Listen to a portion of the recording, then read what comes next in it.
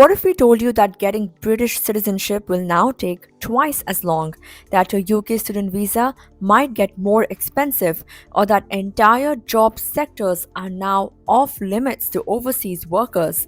Well, it's happening. British Prime Minister Keir Starmer has just rolled out a dramatic set of immigration reforms, warning that the UK risks becoming an island of strangers if urgent steps aren't taken to preserve social cohesion. This isn't just political rhetoric. Starmer's plan could slash net migration by over 100,000 people every year.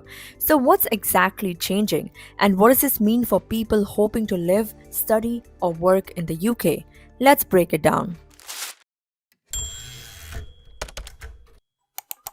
The UK's immigration numbers have surged post Brexit. According to the Migration Observatory at the University of Oxford, net migration hit 728,000 in the year ending June 2024, an unusually high figure that has sparked public and political concern.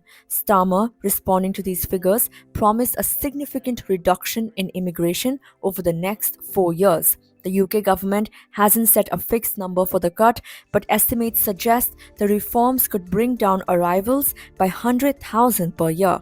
Here are the big changes across different sectors.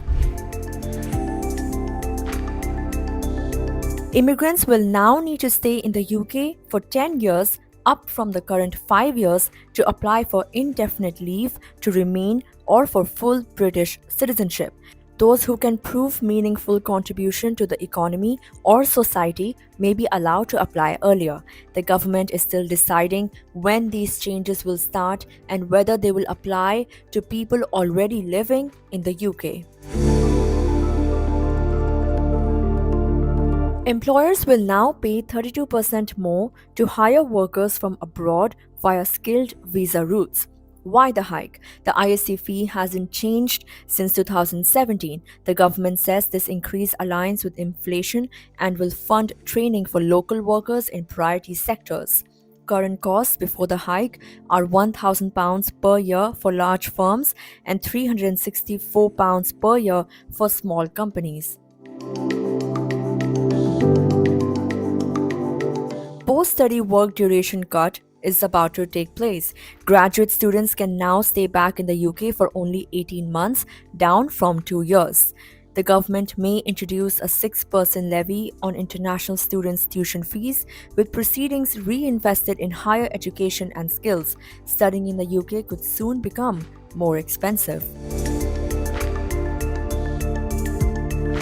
New English language rules will apply to more immigration categories, including dependents. Here's how it breaks down. Skilled workers, level raised from B1 to B2.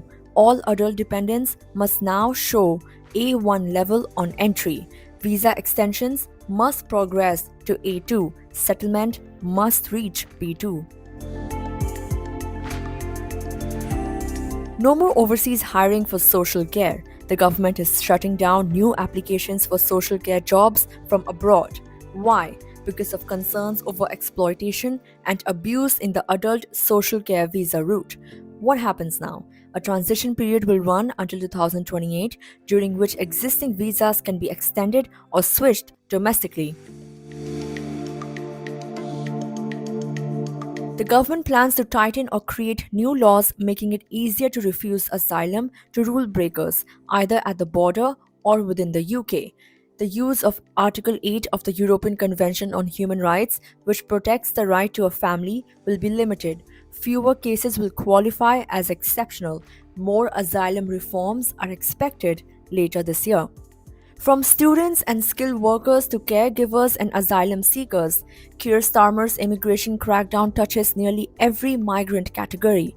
Whether it's doubling the time for citizenship, raising language bars, or cutting off job routes, the new rules aim to reduce the UK's reliance on foreign workers and restore trust in the immigration system.